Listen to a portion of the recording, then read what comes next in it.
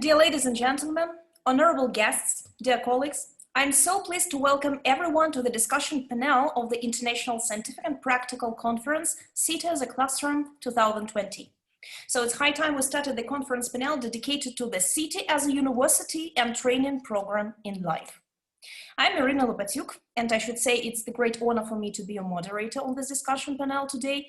And first of all, to begin with, please allow me to introduce our speakers right in the order they are given the floor. So, Dr. Oleg Maltsev, the author, criminologist, psychologist, photographer, investigative journalist. He is an academician of Ukrainian Academy of Sciences, founder and director of the Memory Institute, the head of Expeditionary Corps. He is the author of numerous books in the areas such as applied history, sociology, depth psychology, philosophy, criminalistics, criminology. He has been conducting field research with the Expeditionary Corps in many various countries for more than 6 years to explore on what levels and how people are shaped by cities. He is an editor of several interdisciplinary peer-reviewed journals. So welcome, Dr. Maltsev. Our next speaker, honorable guest, is Dr. Spiro Pollalis, who is Professor of Design, Technology and Management at the Harvard Design School. Since 2008, he is the director of the Zofnas program for the sustainability of infrastructure that has led to the Envision rating system. He is also the principal investigator of the project Gulf Sustainable Urbanism for 10 cities in the Arab Gulf. He has taught as a visiting professor at the ETH Zurich, Switzerland, TU Delft, Holland, Uni Stuttgart, Germany, U Patras, Greece, and has offered joint courses with the Harvard Business School on planning and development. We're pleased to greet you. So the next participant of our conference, our dear speaker, is Jerome Krase. He's an emeritus professor, sociologist, Murray Koppelman Professor, School of Humanities and Social Sciences. Expert in sociology, gentrification in Brooklyn ethnic groups, Italian-American politics, culture, race, class, urban life, and ethnicity in New York. One of his recent books includes Race, Class, and Gentrification in Brooklyn, A View from the Street. He is a public activist scholar and serves as the consultant to public and private agencies regarding urban community issues. He is the co-editor of Urbanities and editorial board members of Visual Studies and CDATES. You're welcome. Our next speaker is well-known expert Bryan Darr. He is an executive vice president of Smart Cities at Ookla, the company behind Speed Test, and the president and CEO of Mosaic. In June 2018, Mosaic was acquired by Ookla, combining the vast speed test network performance data with the mapping and coverage expertise of Mosaic. Bryan has served in many industry committees during his career. He currently serves on the Wireless Industry Association's Innovation and Technology Council and CTEI's Smart Cities Business and Technology Working Group. We are pleased to greet you.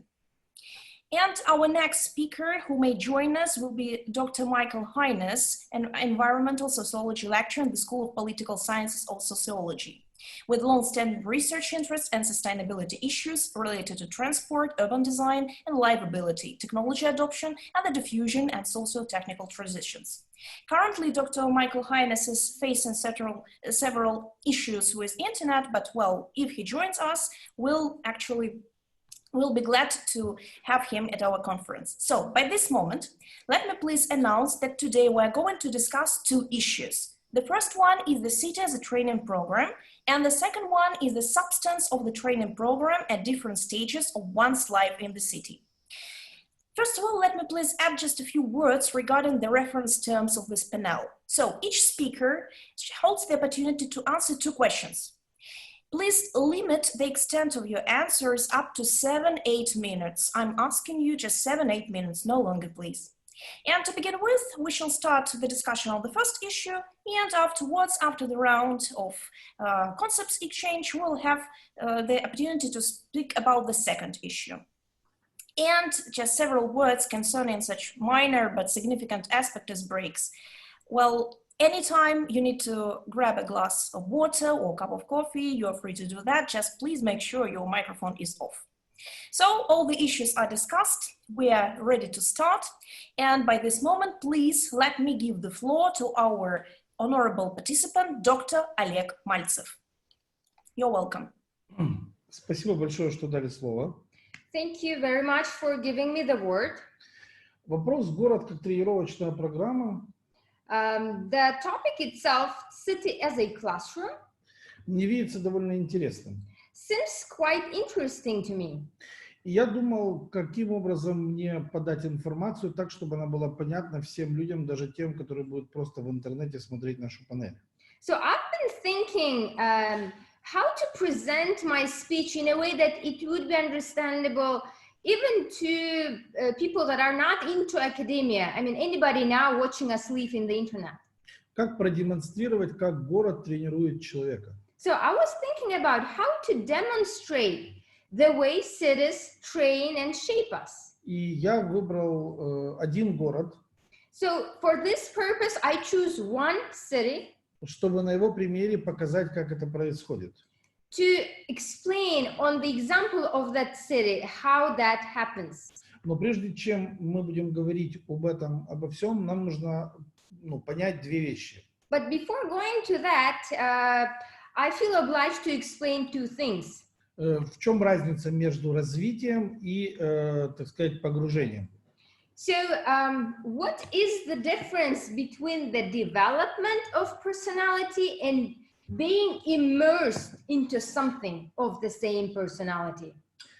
Когда мы говорим о развитии, этот человек родился в этом городе.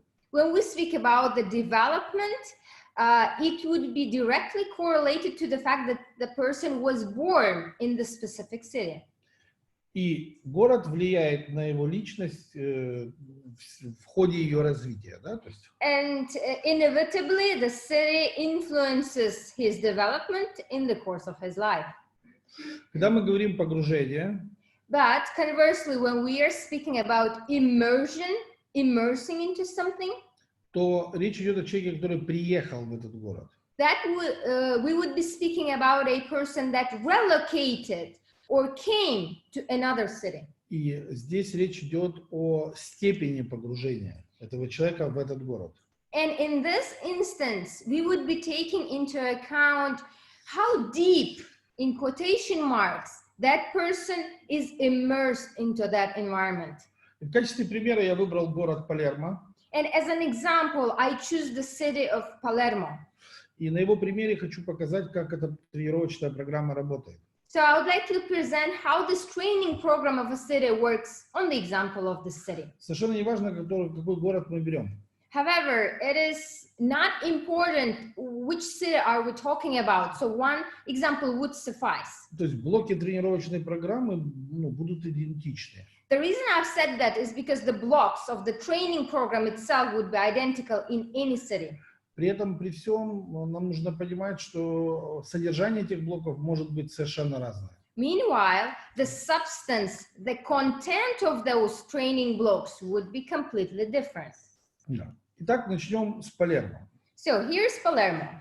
Когда мы будем говорить об антропологическом уровне этого города, When we would speak about anthropological level of this city, мы вчера говорили с вами на примере, что хотите вы этого или не хотите, в Палермо сделают очень внимательно.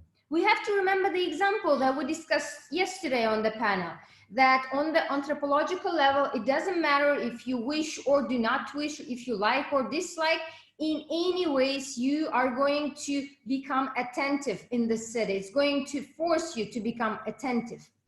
То есть, по сути своей, там есть некие специфические моменты. Кто не был в Палермо, он этого не знает. Но те, кто были в Палермо или каким-то образом были связаны с этим городом, он понимает, что в Палермо запросто могут со второго этажа грязную воду вылить вам на голову. One of the vivid examples would be, you could be in the situation when you are poured a dirty bucket of water on your head. And the city itself, it has a lot of peculiarities that are known only to people that resided or visited that city for a while. То есть среднестатистический человек, когда он идет, он смотрит перед собой. Basically, an average person who is walking somewhere, he would always look what is in front of him. Но в Палермо у него так не получится, ему придется смотреть как в глобусе, и вверх, и вниз, и по диагонали, во все стороны. Желательно, чтобы еще глаза на затылке выросли. However, in Palermo, that is not a good idea to look in front of you. You will have to have a vision like in a circle. You have to be attentive what is going on in the top, what is going on underneath, to the left, to the right, and to the behind. Да, поэтому хотите вы или не хотите, этот город вас сделает очень внимательным. So thus, regardless of your preferences, you are going to become more alert in citizens. Да. Когда речь идет о психофизиологическом уровне, So if we go a little bit higher, then we would speak about psychophysiological level of training. то если вы когда-либо были в Палермо, вы знаете, что правил дорожного движения там нет. So people that have visited Palermo, they know that there are no rules of driving, no traffic rules there. То есть, если вы хотите что-то знать о жителях этого города, вот города, которого вы никогда в жизни не видели, вот вы первый раз в этом городе находитесь, вам достаточно посмотреть, как они водят машины, с этого можно целый роман написать про этих людей. So, I mean, if you would like to understand a lot about the society, it's enough for you to look at the way people drive. Да, если вы привыкли к тому, как водят машину в Германии, If you're used to the way people drive in Germany, let's say, то вам лучше не ехать в Палермо на машине. then you better not take your own car to Palermo. Лучше ходить пешком. It's better for you to use your feet instead of Представьте car себе город, in the где city. нет ни одной целой машины. Could we just imagine for a second a city which has no like clean cars, which would not have scratches or bumps or different types of curves? То есть представьте себе, что в городе отсутствуют правила дорожного движения. Let's imagine for a second that a city doesn't have any traffic rules. Да, и теперь представьте себе, что при этом не существует таких вещей, как горы трупов от дорожно-транспортных происшествий. And along with that, there are no corpses because of the consequence of that. I mean, people are not that killed there. То есть, по сути своей, я даже особенной дорожно-транспортных происшествий не видел. To be honest, I haven't even seen many car accidents over there, let alone the dead bodies. Ну, подумаешь, там помяли дверь, поехали дальше, даже никто не выходил, особо не выяснял отношения.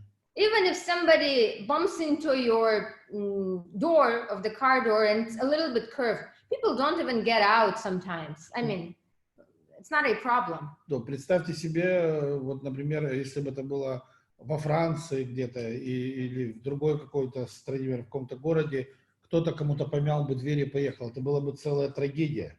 So if we suppose that something like that happened like in France or in other countries, if somebody would curve somebody's car door, I mean, people would not just drive away. They would get out and have like a discussion, even an argument maybe. То есть этот город воспитает в вас очень хорошую реакцию и выработает в вас 100% безразличное отношение к вещам. Basically, this city is going to train your reflexes and reactions on a very high level, and it would also teach you how to be, how to not care about certain things. Когда мы поднимемся до психологической составляющей этого города, And when we go up to the next level of psychological substance of Palermo, Палермо — это такой город, который очень ярко показывает, кто ты есть, кто ты как личность. this city is peculiar with the fact that it demonstrates who you are as a personality. Да, то есть я в свое время, когда только начинал исследования на юге Италии, я приехал в Палермо и жил в небольшой гостинице в центре города. When I was just starting my field researches in Palermo many years ago, I was staying in a small hotel in the center of the city. И в этот же отель приехал какой-то очень уважаемый человек из Милана. And the same hotel was visited by a very respected person from Milan. И он вел себя так, как будто этот город ему очень сильно задолжал. And he was behaving in a way as if this city, the Palermo, owes that person a lot. И где-то через час его спросили, он случайно родом не из Милана? And in 1 hour, just local people asked him, "Do you happen to be from Milan?" Да, и он сказал, да, я из Милана. And he said, "Yes, indeed." Тогда ему сказали, что ему лучше побыстрее собраться и покинуть пределы Сицилии. And he received the following as a reply: "Then it would be better, we kindly ask you to gather your things real fast and leave the territory of Sicily." Он по какому-то странному стечению обстоятельств последовал этому совету. And for some strange reasons, that person did follow that recommendation. Я вообще не знаю, почему он выбрал для уикенда такое место. В общем-то, такие люди там долго не живут в Сицилии. I'm very surprised why did that person choose Palermo for a weekend, because people with that type of behavior do not survive a long time in Palermo. То есть вам придется научиться проявлять уважение к другим людям. In other words, you will have to learn how to respect other people. Или нужно уезжать. Or you better leave. И это не касается туристов. However, this would not apply to tourists. То есть вы можете ходить, никого не уважать по центру города хоть целый день. You may be wandering around the center of Palermo and disrespect everybody, even whole day. Если вы ни с кем в контакт не вступаете, ходите, смотрите достопримечательности, вам этот город нравится или не нравится, потом сели в самолет и улетели. Provided you do not get into contact with anybody. You just go sightseeing, you're disrespectful and leave. Но если вам придется там жить какое-то время, то это исключено. То есть вам придется научиться уважать других людей. However, if one plans to reside there for a period of time, then the respect comes first. Когда мы с вами поднимемся до менталитетной составляющей, When we go up to the mentality substance of the city, это составляющая, по сути, человеческой ущербности. In other words, this is the substance of human beings' inferiority. То есть, по сути своей, на этой стадии ты должен осмыслить, что тебе нужен человек, тебе нужна помощь. In other words, on this stage, one grasps and comprehends just for himself that he needs somebody who can help him to become better. И этот город вас научит искать тех людей, которые вам помогут. And this city does teach you how to search for people that will be helpful to you in that environment. И, по сути, в конце концов, ты найдешь человека, который станет тебе помогать постоянно, найдешь друга. Eventually, you will find such a friend. По-другому там не бывает. There's no other way in there.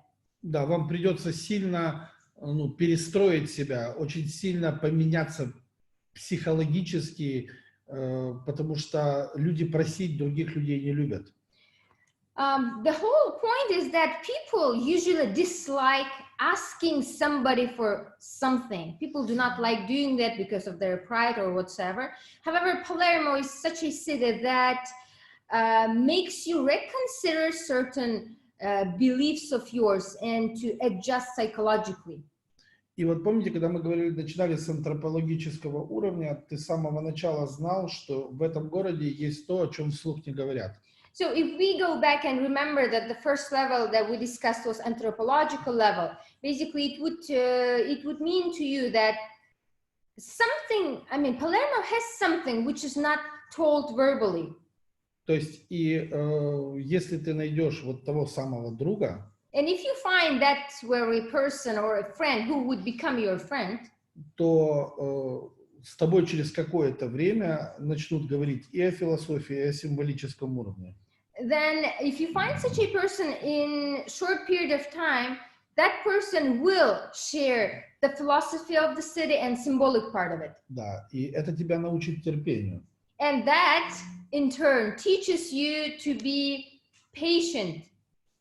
То есть человек, у которого нет терпения, ему там делать нечего в этом городе. People who want things right now and everything right now, who do not have patience, will have a real hard time in Palermo. Да, и поэтому как бы вот я вам описал уровни города и представил его в качестве программы тренировки личности, которая попадает в этот город, либо погружается в этот город, либо родилась в этом городе. So what I have just, described was a certain like scale of how one is shaped and trained in the city as a personality. It may apply both to people who were born in Palermo or people who just came to visit it. In other words, they immersed into that environment. Да, если вы хотите стать символом этого города, And if one wants to become a symbol of a city like that, да, то есть вам придется обратно спуститься на антропологический уровень. he will have to go back to anthropological level. И уже под руководством вашего друга пройти все эти уровни обратно совершенно другим способом. And go through all this level again from anthropological level up with the person who is going to help, who is going to guide you. Да. И как только вы достигнете символического уровня уже во второй раз, And as soon as you reach that symbolic level, when people are sharing with you about their philosophy, their symbolism, again for the second time, вы как раз станете одним из символов этого города. that is the time when that person becomes one of the symbols of the city. Но, думаю, умрете для всего остального мира. But I would say that by becoming a symbol of that city, you will probably be dead for the rest of the world. Да, поэтому как бы надо ли второй раз проходить эти уровни, я не знаю человеку. So it's a question for me. I don't know if a person should go through these levels again, second time. Да, и я выбрал Палермо, потому что говорят, что там герои растут на деревьях. And the reason for this panel I chose Palermo as an example is because there is a saying that heroes grow in Palermo like a leaf would grow on the tree. И этот город как тренировочная программа крайне интересен. And this city, particular city, as a training program is extremely interesting one. И один момент, можете ли вы отказаться идти эту тренировочную программу? And one more concluding thing. Do you have a choice not to follow that training program second time? Палермо, да. In Palermo, yes, you don't have to do that. В Неаполе нет. Well, if we are speaking about Naples, then the answer would be no. В Калабрии тем более нет. And in Calabria, of course, no. Да, то есть как бы поэтому в зависимости от того, куда вы попадаете, вы попадете в те же самые уровни, но в разное содержание. So depending on where you are immersing yourself in, it would depend what kind of training program you are going to have. То есть и каждый город вам предложит совершенно иную тренировочную программу. And every city certainly presents its own training program. Спасибо за внимание. Thank you for attention. Thank you so much, Dr. Maltsev, for your speech. And by this moment, let me please give the floor to our next speaker. So, Dr. Spiro Pollalis, please, you're welcome. Thank you very much, Irina. I appreciate the organization and the invitation, and this is a wonderful topic, and I was really intrigued to hear Oleg's introduction. Everybody reacts in a different way, and let me tell you that my reaction was that these days we want to move away from a classroom.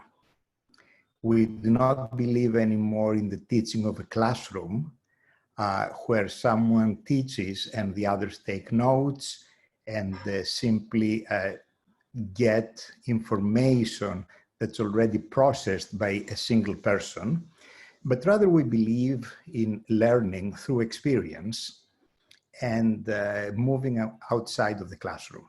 These ideas are quite old. They started with Dewey in the United States. They started with the school of practice as opposed to the school of theory. And so when I heard about that, I thought about that first. Nevertheless, I know what you mean. You don't mean exactly classroom, but you mean something like people are being shaped by the city, and the city is a major component of their education. And I want to focus on education as opposed to training or anything else. Now, let's continue along these lines. We live in the cities very long time of our life. We take a few vacations. We may live a weekend if we're lucky enough to have nice areas next to our city. Nevertheless, we live in the city. We sleep, we work, we worship, we play. And as a result, the city is a major component of our being. The next thing is that although we're talking about cities, we do not really live in the entire city. Let's take, and I will take examples that I have intimate knowledge. Let's take the city of Athens, where I am from. I do not live in Athens. I live in a small enclave of Athens, and I believe that about 30,000 people are the people I interact, even people I do not know. But I have been in parts of Athens, quite nice. I could live there, but I go there and I feel like I'm in a different place. Same thing in Boston. I live in Boston, but I live in a small enclave of Boston with few people. I would put again, not more than 30,000. And 30,000, I put even the people in the supermarket who serve us, the gas station people that they pour gasoline. So I'm not talking about the friends. The friends are much fewer. And I observe the same thing everywhere. So if we start from these points, the question is, how do we want to approach the subject that you have today? And I approach it as an urban planner. I was fortunate enough to have planned cities that are being constructed. So people go and live there. And I have seen them living there. I have seen the children in the schools that I have planned, not design the buildings, just plan where they're going to be, the banks, the mosques.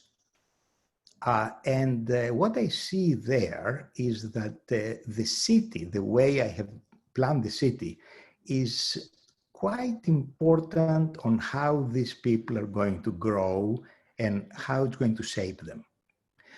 We can talk about very many different things, but I want to focus specifically on the research that I do at Harvard, which is about the sustainability of cities. So when I plan a city, I make sure that the city has a circular economy, that garbage does not leave the city, but it's being recycled within the city. The water is being recycled as much as we can. Energy is being produced in the city itself. The cemeteries are in the city itself. Food production is in the city. So the city itself does not have a footprint against land that is being occupied or other people live there. And I believe that this is a great opportunity to make the city teach us about the limited resources that we have on the earth, the city that teaches how to deal with sustainability, how to deal with resilience, how to deal with climate change. And this is happening every day in the everyday life of people. So even if they don't want to pay attention, they pay attention because it's around them all the time. Nevertheless, I go back to your definition of city as a classroom. And in a classroom, we have a teacher. And in my way of looking at teachers, a teacher should be a facilitator, not the super knowledgeable person, but rather the one who facilitates the students to learn. So in the cities I plan, my biggest concern is who is going to be the leaders in that city. And if those leaders are going to make explicit the sustainability features of the city, and again, I focus only on sustainability today because this is what I can talk more about. And so these leaders talk about sustainability and they let people learn through their own about the sustainable features of their own city. And make sure that the city does not have unnecessary traffic, so we don't have to put them into problems that we see in other cities. We have to make sure that they live a comfortable life. And these are not difficult to achieve. Simply if you have mixed use housing and commercial and industrial, then people do not need to travel. So you eliminate the traffic not by putting super highways and many buses, but rather you put the right number of public transportation, so people do not use their own private cars, and you make sure that people do not need to use their car. They just walk where they need to go if they have access to whatever they need to do. So with the proper leadership to emphasize these things, people can start understanding how it is possible to fit so many people as we are on the earth, because the earth does not have resources the level of the very advanced and the consuming societies. And at the same time, another component of a sustainable city is inclusion, making sure that it's available for everybody to go to different places. It's a place that there is no racism, and it's a place that really teaches us about all these things.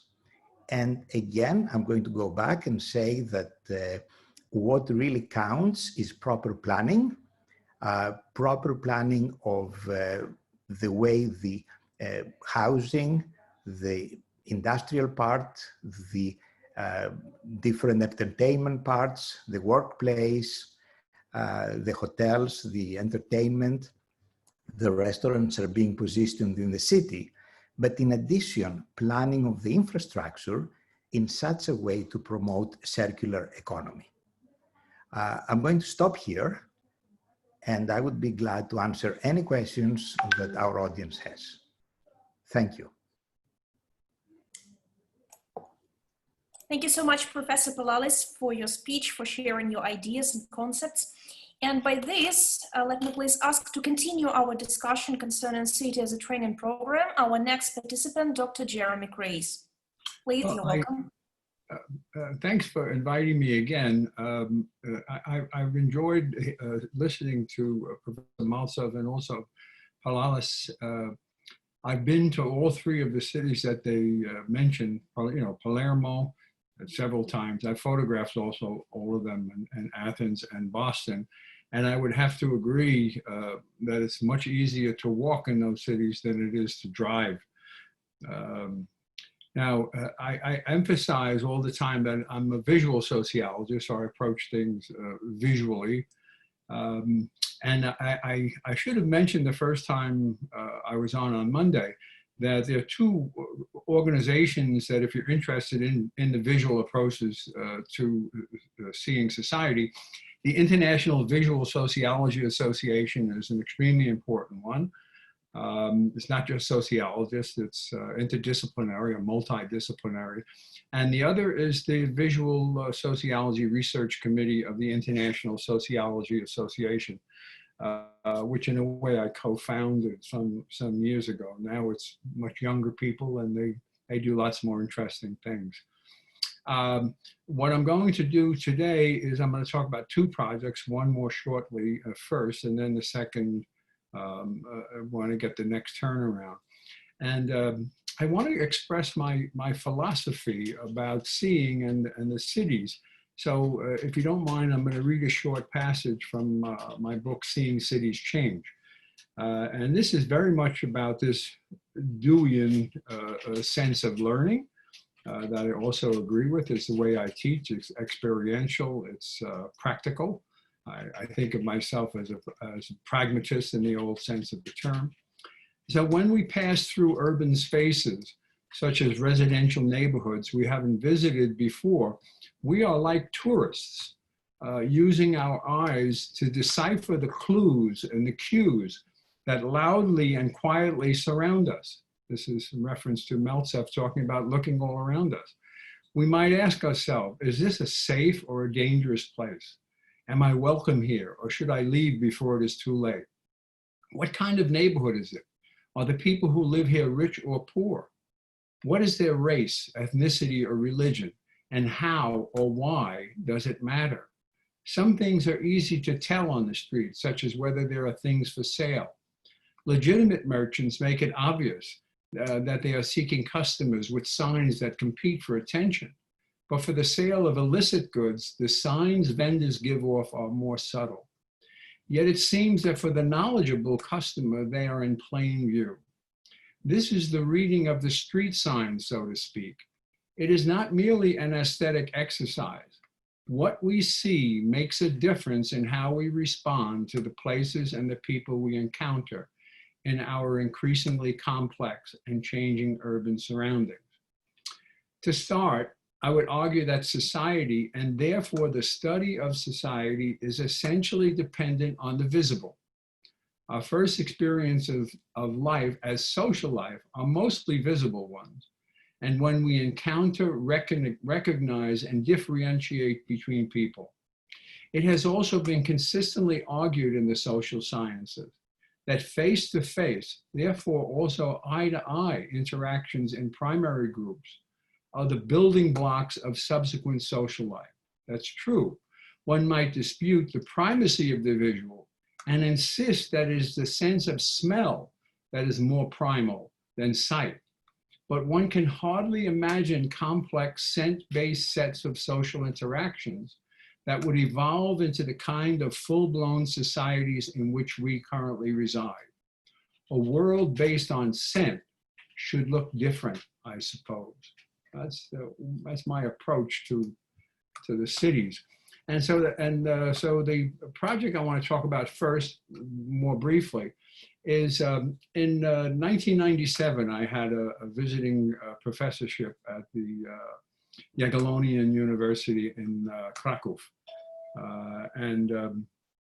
I photographed there extensively. I photographed the city street by street, probably about a third of the city, particularly the Stare Miasto, which you would recognize with Ukrainian is similar, the old city, and you can see the history of that city. And quite a bit more of Poland. And then I was invited to come back a couple of other times and also photograph. But most importantly, last year, I went to Krakow to give a week-long visual sociology workshop. This is something I would love to do in Kiev or Athens, or even Boston. Actually, I've done it in Boston. What I did was I showed the students, I gave lectures on my method and my theory of a way of looking at cities. And I had the students, I shared the students my hundreds of photographs, street by street of Krakow. And the project was for the students to take sections of the city that I had photographed and for them to go out and to re-photograph, to reshoot those places.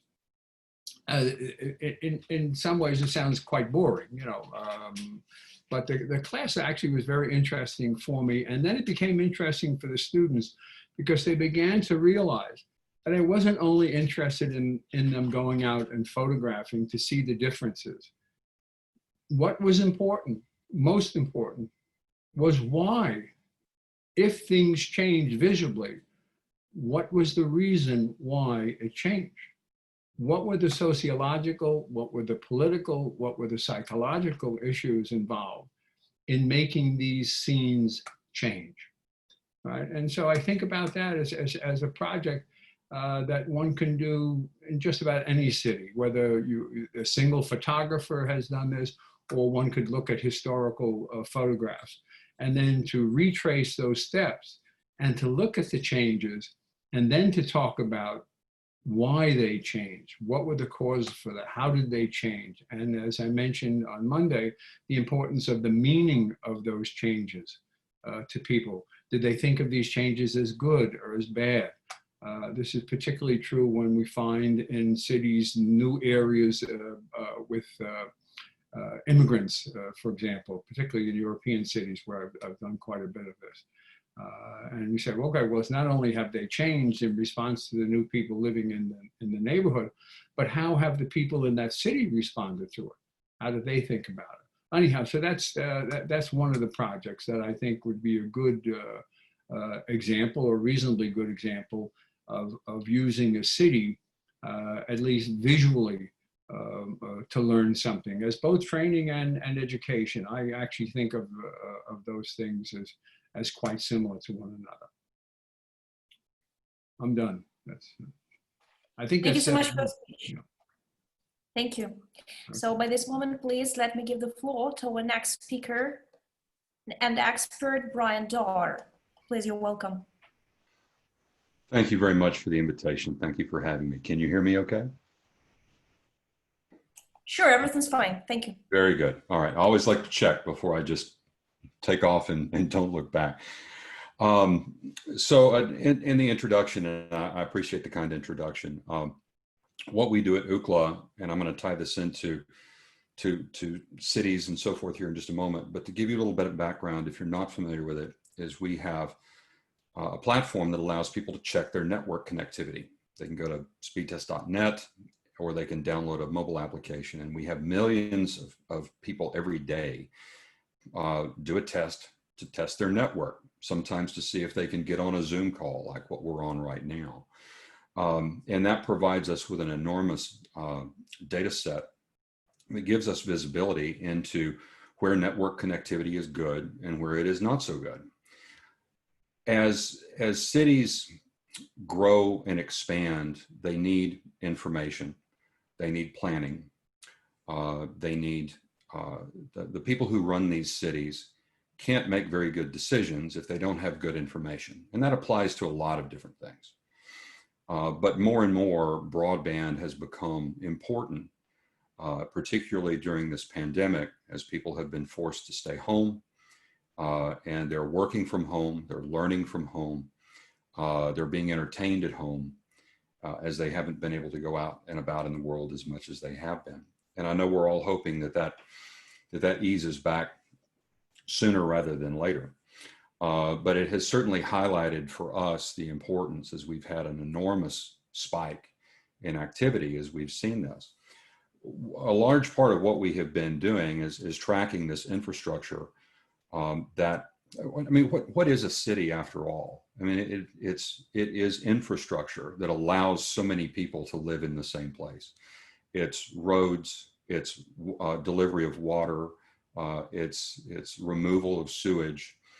It is the access to power and access to the various cultural things that make it attractive to live there. That has now started to include more and more telecommunications, which has been around for a bit over a century now, and look how far we've come. We're just now starting to see the rollout of the next generation of technology, 5G. But let's think back for a moment to 4G when it came out about a decade ago, and some of the changes that we saw in cities. You know, as I should say, as cellular technology rolled out 30 years ago. You had to find a payphone if you wanted to make a call. If you were late for an appointment and needed to call ahead, you had to find a telephone so you could let them know you were going to be an hour late getting there. You know, now you can just do that from your vehicle, from your taxi, from the subway, however it is that you might be transiting the city. And this has become, you know, just a regular part of life at this point. 10 years ago, as 4G was being rolled out, you can see now the kind of impact that's had on our ability to navigate the world. You can now pull up a map that's fully interactive, you know, on your mobile device, and you can find your way around very easily. You can pull up Google Maps and zoom in on a building, and it can tell you what that building is. That kind of access to technology provides a learning capability in and of itself. The ability to call a vehicle via one of the rideshare platforms, you know, has displaced some taxi drivers, but it's also given other people a little more freedom to be able to do that as a part-time job. And it's provided services to areas that maybe didn't get a lot of traffic from taxis. I remember I used to, if I had to go to a business appointment in a city that I wasn't familiar with, I would sometimes find myself being delivered way out into a distant area by a taxi, but there wasn't one to get. I had to call and wait a long time to have someone come pick me up. And so it provides greater access as a platform. This technology, as it's being rolled out, is under 5G, is about densification, and it's about being able to get more data to you more quickly, as well as the ability to lower the latency associated with that data, how quickly that data can get from your request to a server and then back to you. And that's going to have an enormous amount of impact on the things that people are going to be able to do.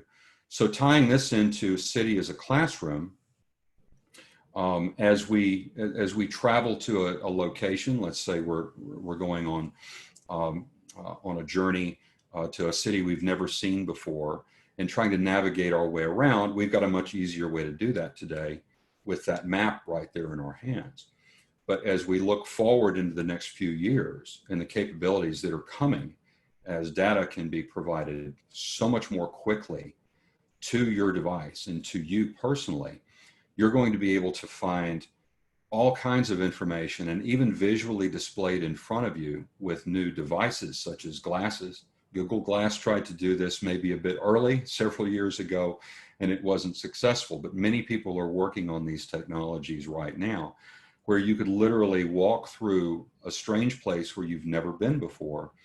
And not only will it draw directions in front of you on the sidewalk, drop a pin at a distant building that you can see off on the horizon, or you can request information on this structure here and get the history of it right there at your fingertips.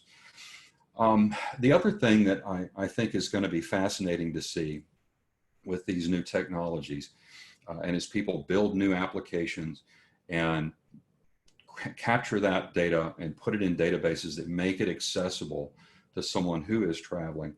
Imagine for a moment, let's flip the name of this on its head and go from city as a classroom to classroom as a city. Right now, travel has been extremely limited with the pandemic. Flights have been canceled. People don't feel safe traveling. And the hotel industry, the travel industry has been impacted severely. Places like Paris and Rome that were overrun with tourists this time of year are seeing a small fraction of people that they were. Now, in some respects, there are probably some people happy about that because a lot of the local citizens who didn't depend upon tourism are kind of annoyed with the crowds. But crowds can also create a lot of damage. We saw a video the other day on TV where someone was in a museum and decided to take a funny picture and laid down on a statue and broke the toes off of the statue. The more people that you introduce, into a historical area, then the more wear and tear is going to be placed on the artifacts that are there and on this infrastructure itself. The ability that we may have here in the near future to literally visit a city in a much more realistic fashion than we have been before, virtually, can significantly be increased. And that this is going to be valuable for a lot of different reasons. You have people who can't travel due to their own economics. They just don't have the money to go. You have people who may be disabled and they're really not able to travel some of these difficult places that aren't accessible to people in wheelchairs. And so there's a lot of this technology is going to come to bear here very soon as we get 5G rolled out with this very high-speed technology, and the devices will come that will work on that, ultimately to bring more and more cities to you, as opposed to you necessarily having to go to them. And I'll stop there for now. Thank you so much, Mr. Darr, for speech. And by this moment, let me please give the floor to our honorable guest and our next speaker, Mr. Dr. Michael Hynes. We're so glad you joined us, so you're welcome, please. Okay, Thanks very much for the invitation, first and foremost, and delighted to be in such eminent company on this particular conference. I just want to start by saying that, first of all, that I took the title of this particular session in a very literal sense, city as a classroom. But I'm also very conscious that a lot of what has been said previous to this that I would strongly agree with. So I'm going to mix in some of that, very much like the classroom setting is out of date, really. And I'm going to sort of talk about that fundamental pedagogical change that is happening at third level education in particular. And that's the change away from this sage on the stage type of teaching that has gone before, in that you have a large classroom setting and people are taught sort of in a very broadcast manner, you know. So I want to talk about that, sort of the efforts that are now being made really to reconnect the university to the communities in which we serve. And what I mean by that is, you know, to bridge that gap between town and gown, as we say here, or to stand outside the academy and assist or help people and the communities in which we live and work to achieve a better quality of life. That sounds very sort of profound even when I say it myself, but it goes to the change that I think the changes that are happening in education and that need to happen in education in many ways. So we really need to sort of find ways to improve everybody's overall sort of livability within the city. But how can we do that? I would even go a little bit further and say that you know, we as sort of teachers and experts in the field not only have a duty of care to maybe students that are in our classroom settings, but also to the community in which we serve. So we really do have a duty of care to those communities. But what does that duty of care actually mean, and what does it look like in a real sense? I would suggest that many people on a regular basis navigate our urban environments and landscapes and cities in an almost unconscious manner. It's often a case that we're literally traversing the city by going from A to B, and we almost do it in an unconscious and unseeing manner. And again, this goes to Jerry's idea of the visibility of the city, and that sometimes a city and its features are very invisible to us. So I would suggest that practitioners in the field and experts in the field should really take more time to get a deeper appreciation and understanding of what a city does and what it does well and what it really lacks and what it does badly. So as a classroom setting, we should take the city as our canvas in many ways. And with that insight and understanding, we must be able to translate that in some sort of meaningful and practical way to the communities in which we serve in the city. So we must be able to sort of train others to see and notice. So if we are beginning to notice those, I think it's almost sort of pointless to keep producing academic articles to a target audience that is outside that community in many respects.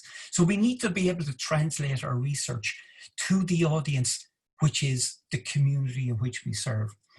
So our duty of care is to our communities, and we as sort of academics and experts in the field need to be able to, again, talk at the level and treat the community as a classroom, and also be able to translate that in some really meaningful way.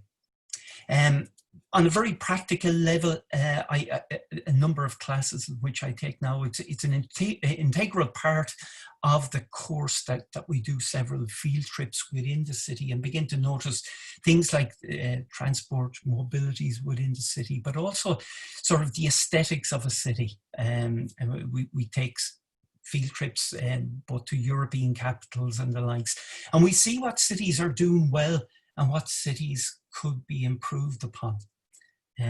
So in many ways, that's I'm just sort of taking the literal sense of city as a classroom, and maybe just hopefully open that up in a little bit discussion for some questions later on. Thank you so much for your speech. So by this moment, let me please focus on the second issue and offer you to discuss. So the next issue is the substance of the training program at different stages of one's life in the city. That's it. And by this moment, please let me give the floor to Dr. Oleg Maltsev. You're welcome. Спасибо огромное, что дали слово. Thank you very much for giving me the floor. Мы с вами пройдемся по содержанию этажей. So now I would like to present the substance of every level that I have presented during the first talk. Когда мы говорим об антропологическом уровне города, So when we speak about anthropological level of the city, это уровень детства и уровень истории. that would correspond to the level of childhoodness and history. И вы, когда родились в этом городе, вы хотите или не хотите, с этим соприкасаетесь, и это на вас воздействует. When one is born in a certain city, I mean, inevitably he is influenced by a specific environment. И по сути своей, когда вы, в общем-то, не родились в этом городе, вы приехали в этот город вас сразу старается погрузить вот до отказа, до антропологического уровня, сделать вас ребенком. And in the case you were relocating to another city, you were not born there, so that city itself tries to immerse you in that environment as much as possible. Figuratively speaking, tries to make you back a child. Да. И здесь обычно содержатся такие как бы вещи, которые обычно человек познает в детстве. And usually that level always corresponds to things that we usually learn when we are kids. Да, то есть, в общем-то, ему в детстве приходилось сталкиваться с разными проблемами этого города, и он уже давно привык, что это совершенно нормальная как бы ситуация. А человек, который приехал, он к этому не привык. Давайте возьмем, к примеру, Венецию. And when we were kids, certainly we have confronted certain problematics and nuances of the city, but if you are new to the city, certainly you don't know about those things. So let's take as an example Venice. Да, то есть как бы вряд ли какому-то человеку можно объяснить, что ему нужно ходить на катере вместо того, чтобы ездить на машине или ездить на общественном транспорте. Это достаточно необычно для человека.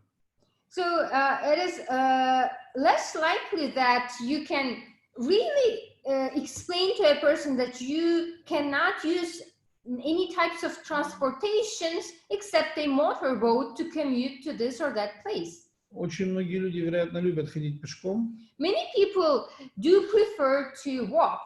Но я, в общем-то, особо многих не вижу по причине того, что все стараются передвигаться на автомобиле. But I don't see many people who are actually working, because most people prefer now just driving a car. В крайнем случае это общественный транспорт. In the worst scenario, that's a public transportation. Когда вам говорят, что здесь нет общественного транспорта и что здесь нельзя ездить на машине, придется ходить только пешком, это тоже вызывает определенные вопросы. But if you are told that you cannot drive a car, there's no public transportation, you walk on your feet or you take the motorboat, that's a different situation that one didn't face before. Это просто пример. So this is just an example. У каждого города свои нюансы антропологические. Every city would have its own anthropological nuances. То есть есть такие города, как в Украине, например, Севастополь. For instance, in Ukraine, we have such a city as Sevastopol. И очень многие люди ко мне когда-то в гости, когда у меня там была научная база, приезжали и говорили, очень красивый город. And many years ago, when I had scientific base over there, many people would come to me as a guest and they would say, what a beautiful city. И когда они через 2 дня выкидывали обувь, But when in 2 days they had to get rid of their shoes, они говорили, что мне перестал этот город нравиться. they said, I don't really like this city. Да, потому что он вот такой. Because it's all in hills. There's no like flat road there. И вы там постоянно находитесь в жуткой физической нагрузке. And you're all in Sevastopol, you always have to exert a lot of physical, a lot of physical training. Да, и любая обувь там разлетается, если она неправильно подобрана, за 2 дня. And if you don't have the proper shoes for that environment, your shoes are useless in 2 days. You have to throw them out. Если я таких примеров могу много привести. And I can give many examples as such. Давайте мы пойдем с вами на психофизиологический уровень. So now let's go to the next level, which is psychophysiological level of the city. И когда мы говорим о психофизиологии, мы говорим о движении. So that this is always about movement. И это уровень безопасности. And this is the level of security as well. Потому что движение связано с опасностью. Because any movement is always correlated with the danger. И это совсем не важно, вы дорогу переходите. And it doesn't matter if you're crossing the street. Да, или просто не умеете забирать нож у грабителя. Or if you don't know how to take away the weapon from a robber. Да, то есть разные города, они имеют разные проблемы. So different cities have different problems. И очень многие люди считают, что Кейптаун — это гангстерский город. And for instance, many people consider Cape Town in South Africa to be a gangster city. Я там работал более чем гангстерский. And I've been working in Cape Town, and I should say that it's even more than gangster city. Да, и, в общем-то, другие люди туда приезжают, они не выходят из гостиницы, не выходят за район, вот там, где стоит полиция с автоматами, и говорят, это прекрасный город, что вы такое говорите? And some people that visit it and doesn't really leave their hotel a lot or the area which is well protected by policemen with guns, certainly they would say, what you are speaking about? What gangsters? This is an amazing city. Да, то же самое касается Неаполя. And same would apply to Naples. Да, в Неаполе есть центр, есть район, где стоят карабинеры с автоматами и пистолет-пулеметами наперевес, и защищают этот маленький островок безопасности, и там действительно прекрасно, шикарно.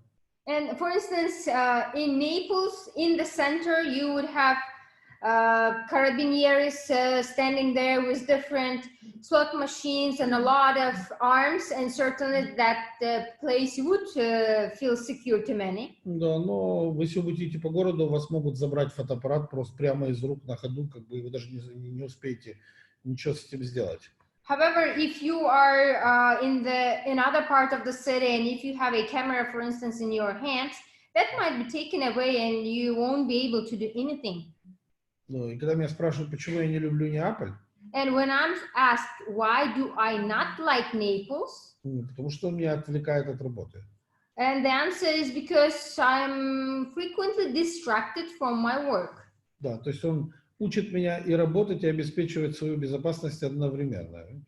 And as you see the Naples as city, it would train you to learn how to provide your own security and be able to work simultaneously. И то же самое касается Кейптауна. And same thing would apply to Cape Town. Да, ты там думаешь, какой фотоаппарат с собой взять так, чтобы даже если его разобьют, ничего страшного было. Да. Because even in Cape Town, you always think twice what kind of the camera you have to take today, because even if it's going to be broken or something would happen to it, just so you don't feel sorry for that camera.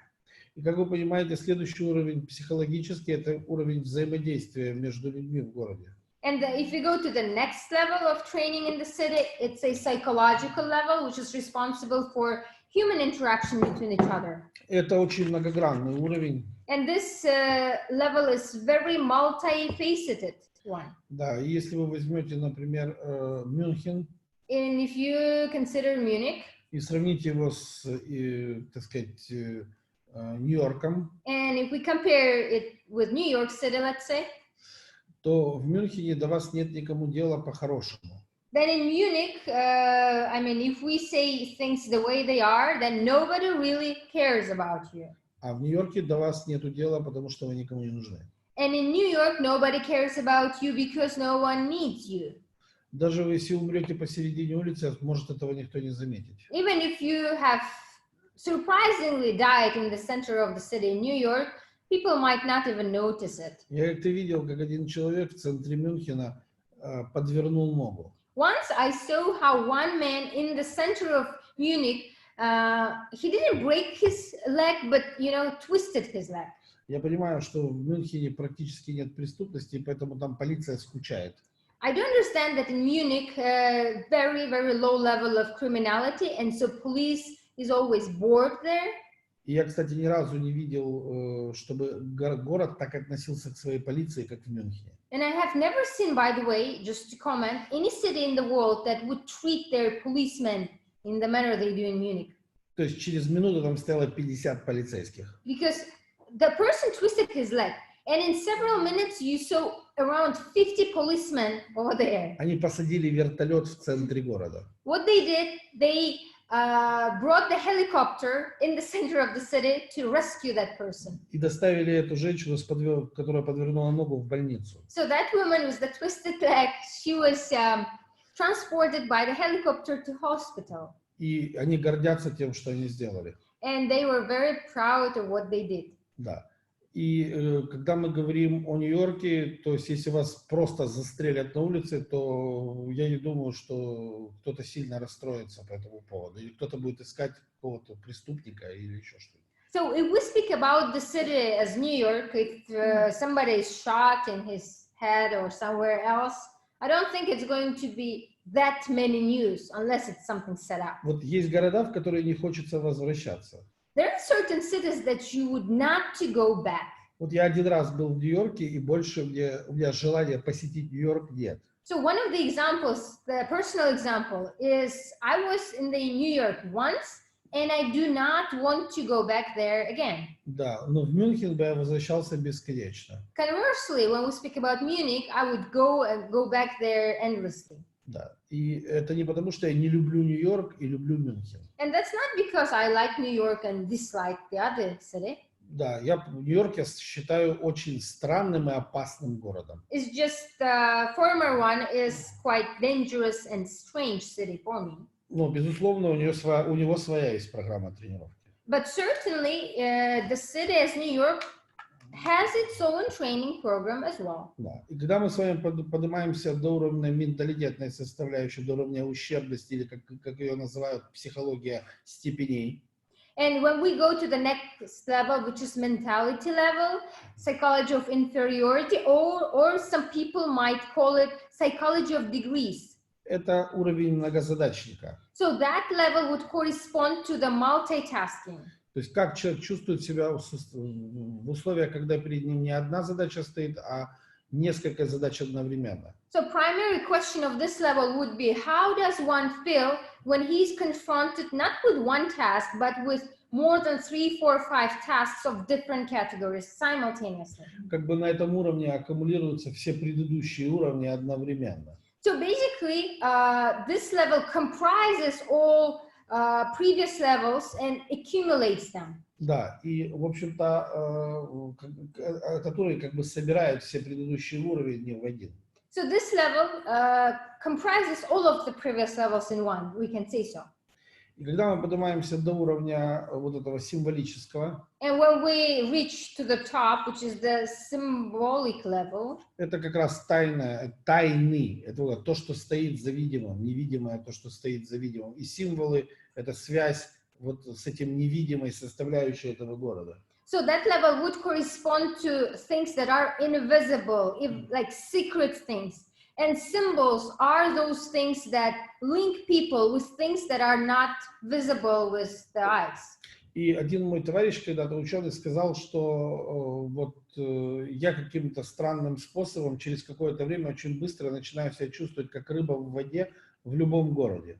And one of my comrades who deals with science, he told me that I mean, I'm so quick after a certain situation to adapt in any city. I feel like a fish in the water. Да, то есть как бы это касается и Кейптауна в том числе. And this relates to Cape Town as well.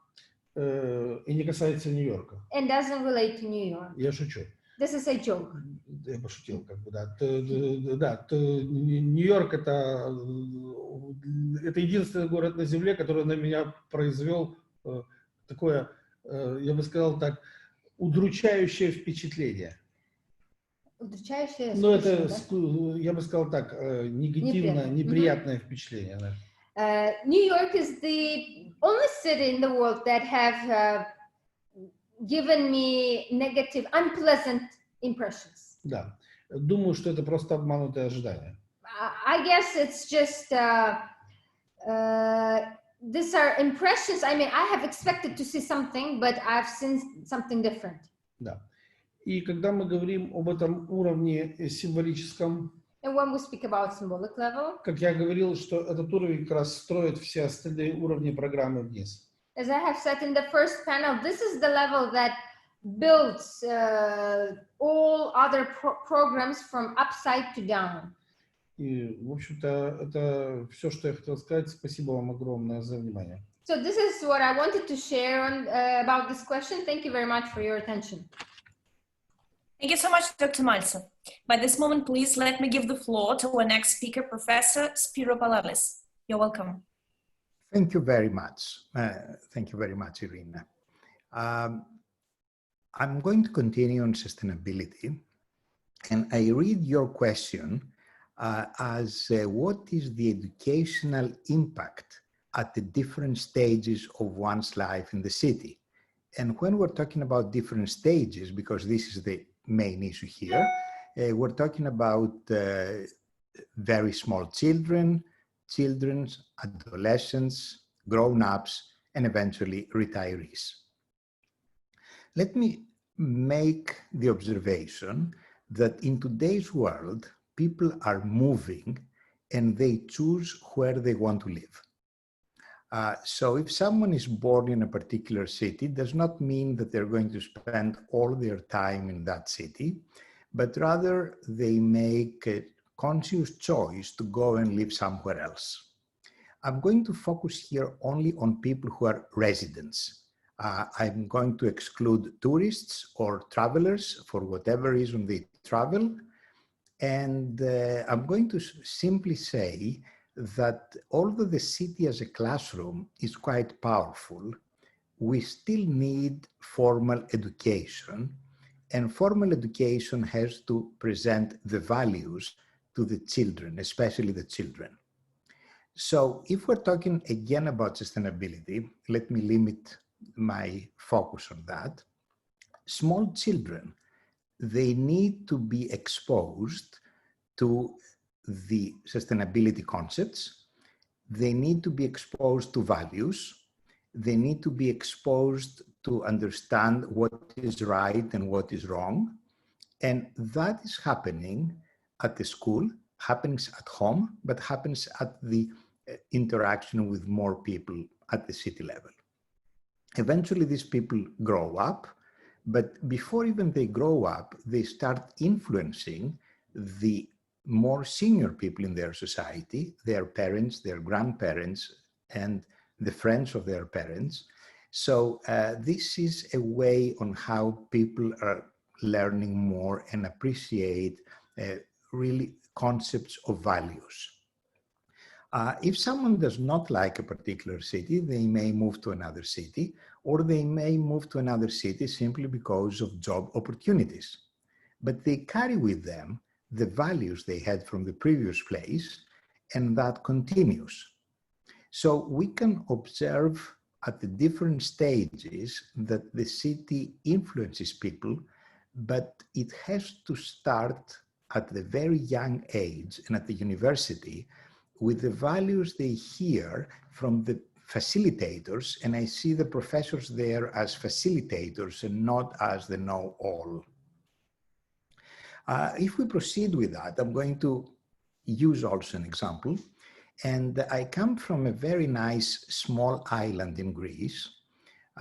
Where I am right now, I have excellent communications, so we can talk. And it is more or less like a small Venice from the point of view that there is a body of water and you can go almost everywhere by boat. There is not much space to go with a car simply because of the hills and the way the island has been built. And the city itself, and here I'm not going to talk about the people as city because we have to look at people and the built environment. The built environment has certainly influenced me a lot. I always see the water as part of the roadway. There are some old, beautiful buildings. And when you ask me about the hotel, for example, I'm going to draw you a sketch of a very nice small hotel with a few rooms at the promenade of this small island. If you ask me about houses, I'm going to think about the houses in this particular island where there are no building codes because they were built in the old days where people were building based on social norms. And you can see windows going into the courtyard of someone else. By the way, when I was studying the cities in the Arab-Persian Gulf, I noticed that there is a lot of similarity and I was able to relate much more on their architecture and their urban planning. Now, these are personal experiences, but what I want to say is that really during the childhood is where it makes a big impact and lasts for a lifetime, the built environment, but at the same time, people, the way people behave. And of course, younger people always feel that they're going to be better when they become the leaders, while they are in command. And the sad thing in a city is when we see that these aspiring young people become the same as the older generation. And this is what has to worry us all, especially the sociologists in this group, why all these bright ideas they have to change things, they get out of the window as they replace the older generation. So the point here for a city is to aspire the younger people, to give them the right education, to do that through formal education, in addition to the city itself. And of course, we cannot think always as the perfect society. There are a lot of rivalries. There are a lot of survival issues. The society has always very complex issues. The city has even more complex issues. We cannot simply put everything in a beautifying way as we tend to do, but rather we should try to do it always better, given all the complexities of the problem. And at the end of the day, if you are a resident of a particular city, at least in the world that I live, you can always go somewhere else. And let me give you an example, just to be a little more personal. One of my greatest collaborators at Harvard comes one day and tells me, I'm going to move to Albuquerque, New Mexico. Now, Albuquerque, New Mexico from Boston is very far away in many different ways, not only several hours flights, but different mentality, dry, hot climate, almost desert climate. And I asked Julie, why do you want to go to Albuquerque? And she says, oh, I like it. But of course, she was not from Boston. She had been raised in Florida. And I want to show the mobility here. And eventually we may see that people go to the cities they like most, given that the economic conditions and circumstances and the way the society is built, it allows them to do so. So the issues are very complex. Let me focus again. The critical part is formal education at the very early stages, and especially education, not knowledge, but values. Thank you very much, Irina. Thank you so much for your speech, Professor Pollalis. And by this moment, let me remind you that the issue for discussion is the substance of the training program at different stages, One's Life in the City. And by this moment, let me please ask to deliver his speech our next participant, Dr. Jerome Krase. You're welcome. As I promised when I first spoke, or maybe I warned as I first spoke, I'm going to talk about a second project, I think, which meets all of these criteria. And also make a comment that I picked up from Professor Hynes, you know, this idea of the duty of care. I believe that that's an extremely important aspect of my work as well. And I think you'll see it in this, this project. So the second project here was a response to a terrible incident in Brooklyn. And you should know that I do a lot of work on Brooklyn, and people think of Brooklyn as kind of parochial. But Brooklyn has almost 3 million people. It's a part of New York City. And the section that I'm going to talk about, a neighborhood, might have as many as 300,000 or 400,000 people.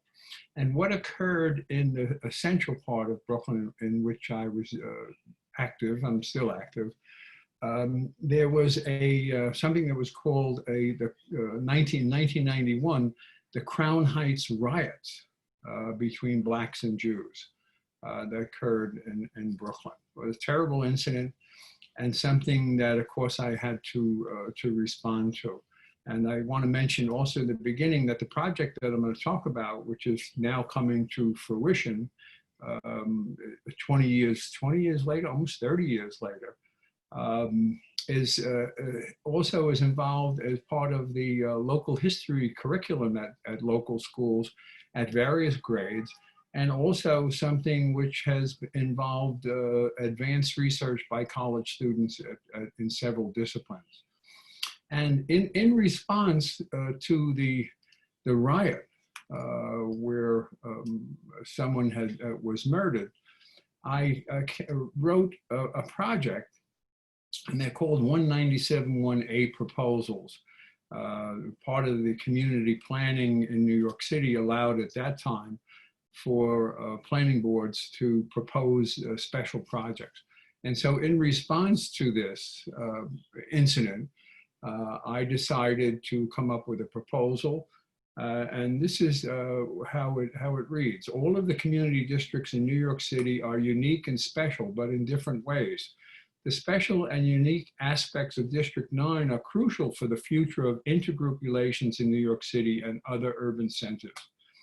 CBD 9 has experienced all the classic urban transitions and transformations more and less successfully.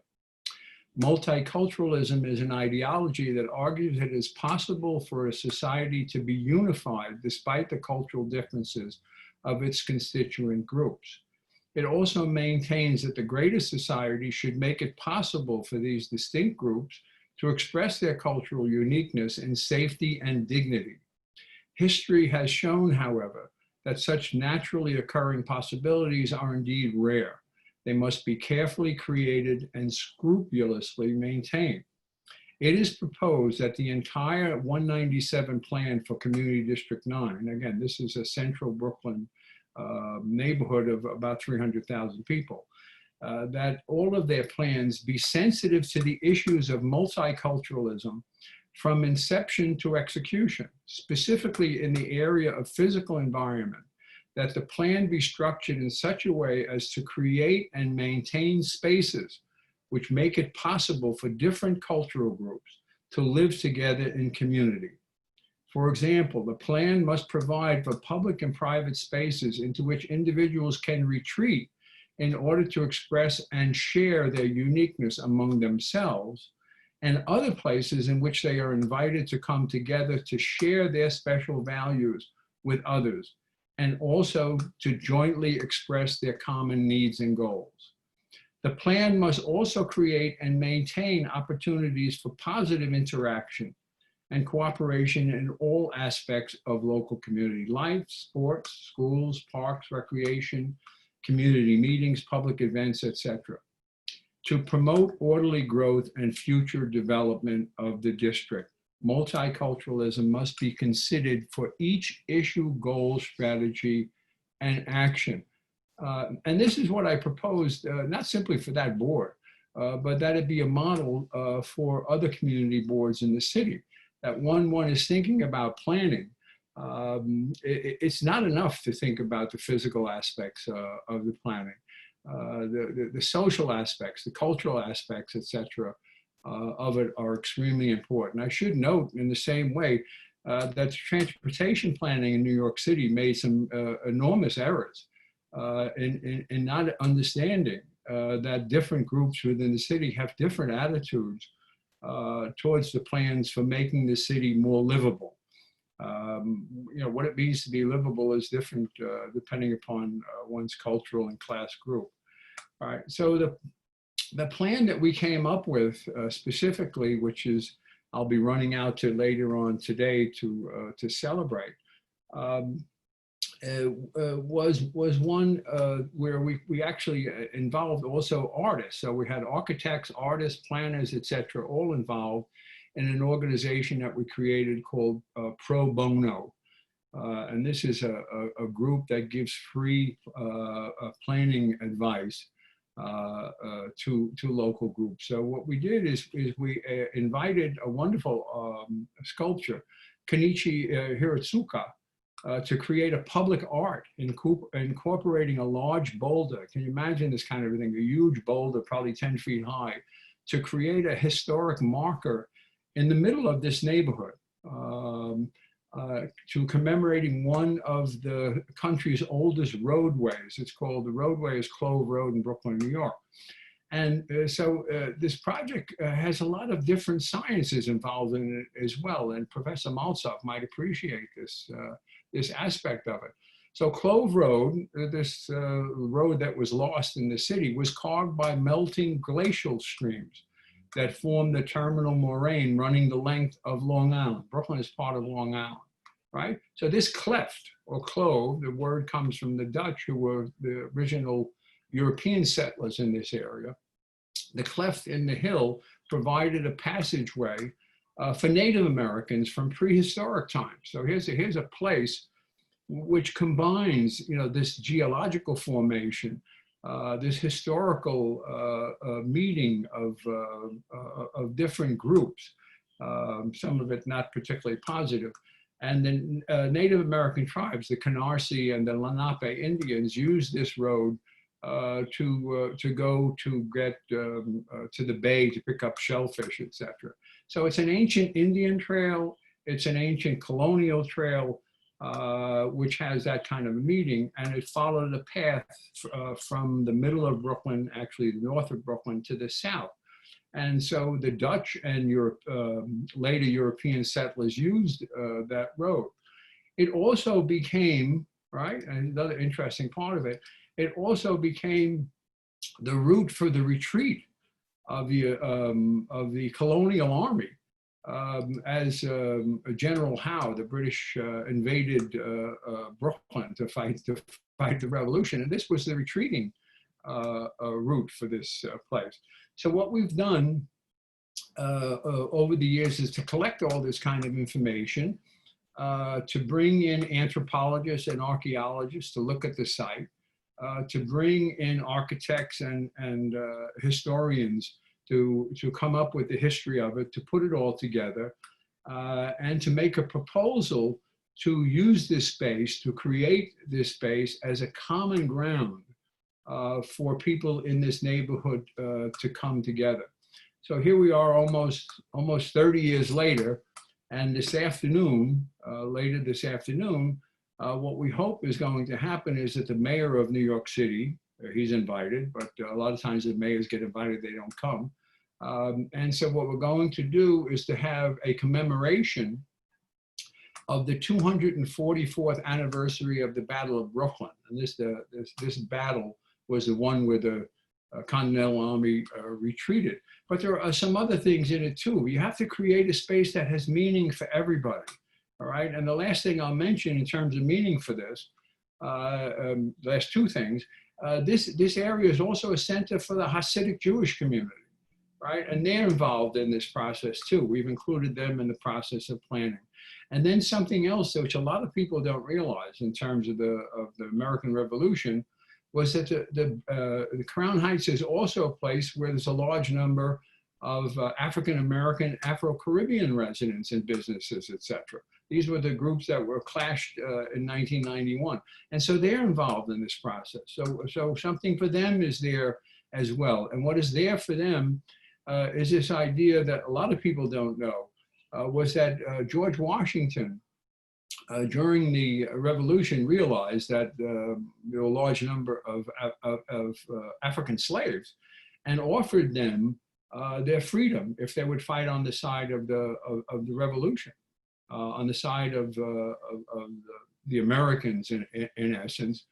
And then the final thing I should mention, of course, is it wasn't so magnanimous because the British had already offered the same to American slaves, and many more enlisted in the British Army to fight than in the US Army. So this is the process here of finding all of these things, discovering the history of a place, of multi-disciplines, and involving children and students in learning that history, and for it to be, you know, part of caring for the community. In other words, the politicians can show up and pretend that they're particularly concerned about this, but something that actually serves to bring the community together. So that's what I'm going to be doing later today. Thank you so much for delivering your speech. Thank you for sharing your ideas. And by this moment, please let me give the floor to our next speaker, Bryan Darr. Well, hello again. I've been enjoying this and listening to all of these different perspectives. Again, I do tend to approach things from the technology side of things, but I'd like to start out by saying I've found a number of things that other participants here have talked about that certainly ring true with me, understanding that people do relate well to where they grew up and may want an environment similar to that, you know, to return to that type of environment at different points of their lives. And the cultural mixing that goes on, and some of the, you know, difficulties that some of these cultures have when they clash with one another, when their beliefs are not the same. And cities provide you that opportunity to mix with these, you know, other people that aren't like you, and hopefully that generates tolerance as opposed to generating, you know, some other type of emotion that would be more negative. But not all of the people that are in cities were born in cities. I mean, for years, cities have been growing, whereas rural areas have been stagnant, maybe grown a little. Some areas have actually shrunk. Younger people are drawn to cities. Why are they drawn there? They're drawn there for the excitement. They're drawn there for, you know, access to jobs. They're drawn there for entertainment. They're drawn there for a larger pool of people with which to find a mate. Okay, these are all of these things that have impacted, you know, why people have left a rural area and moved to a city, because these cities have so much more to offer for all of these different things that I just mentioned. You know, technology now has changed the game a little bit. If you are looking for entertainment, you have so many more options for entertainment just at your own house. People still want to be with other people, so I don't want to dismiss that.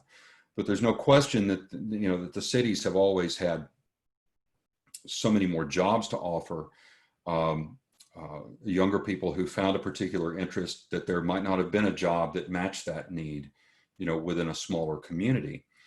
As people have moved to online, to working online at this point, many people are leaving some of these cities that were there because of that job opportunity. And as companies have said, we're going to allow you to continue to work from home.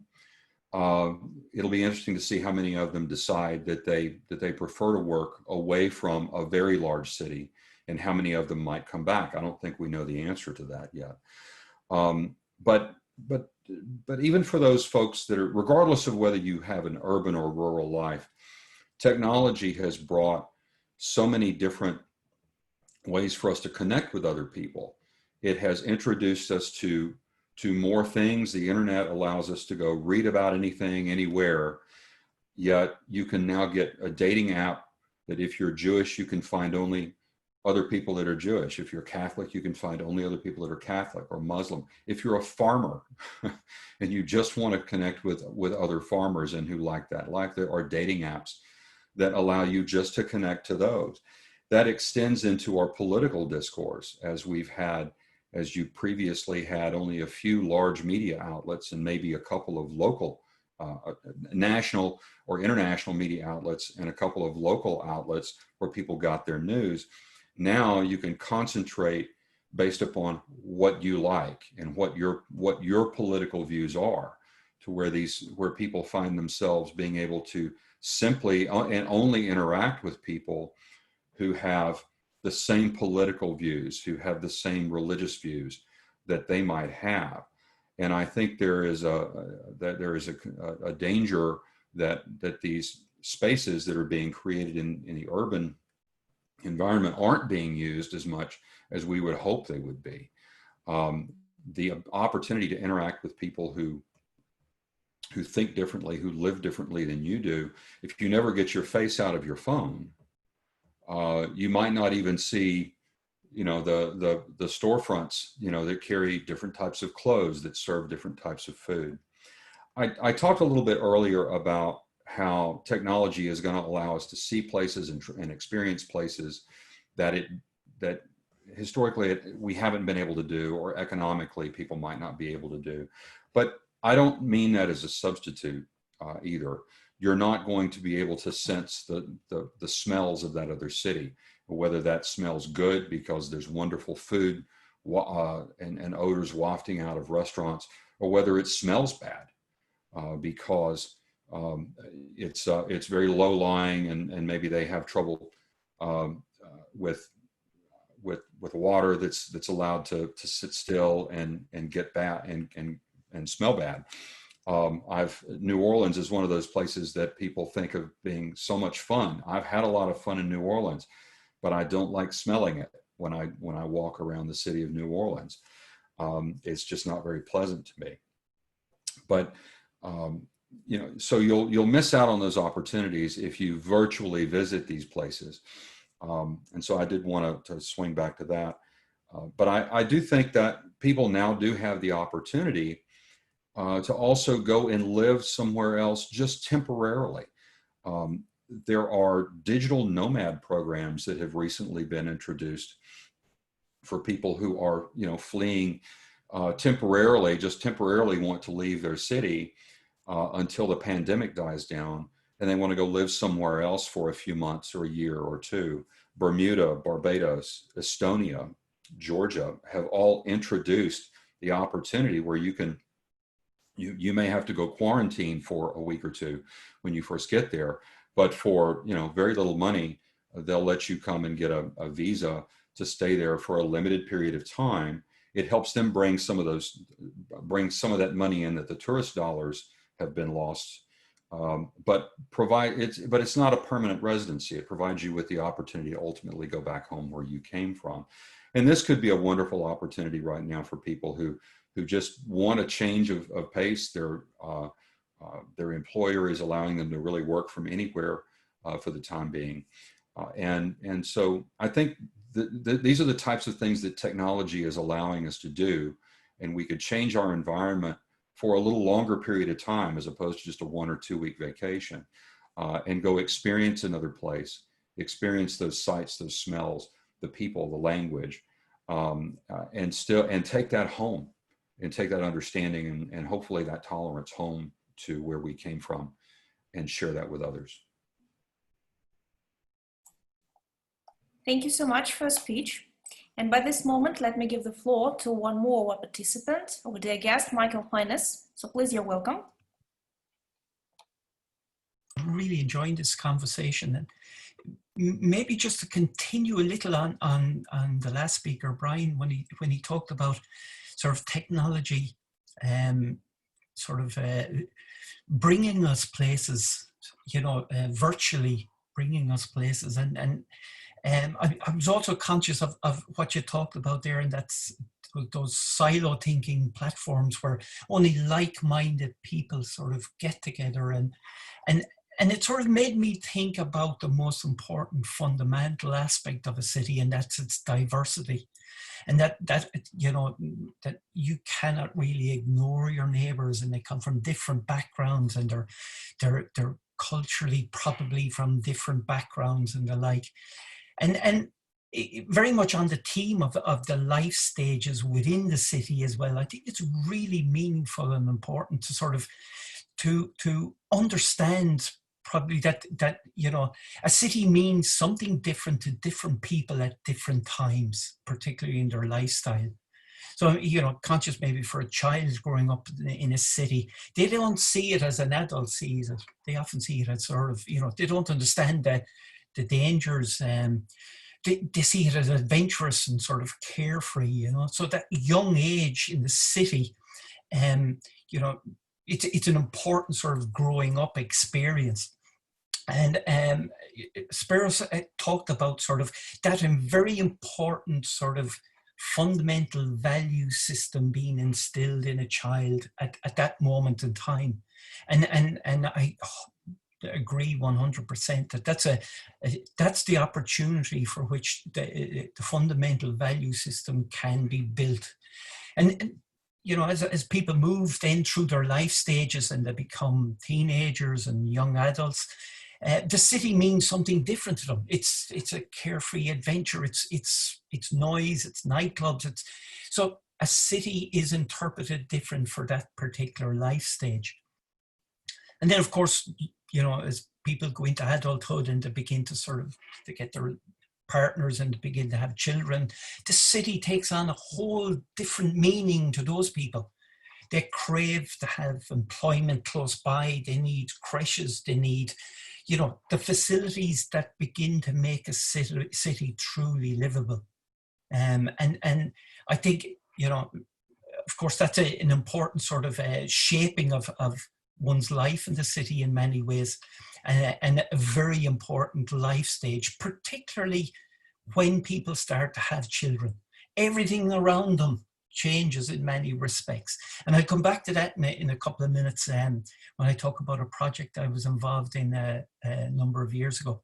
And then, of course, the city looks completely different for people who are in retirement. You know, they're looking for companionship, but at the same time, safety of the city. And that all means a really important thing for them, you know.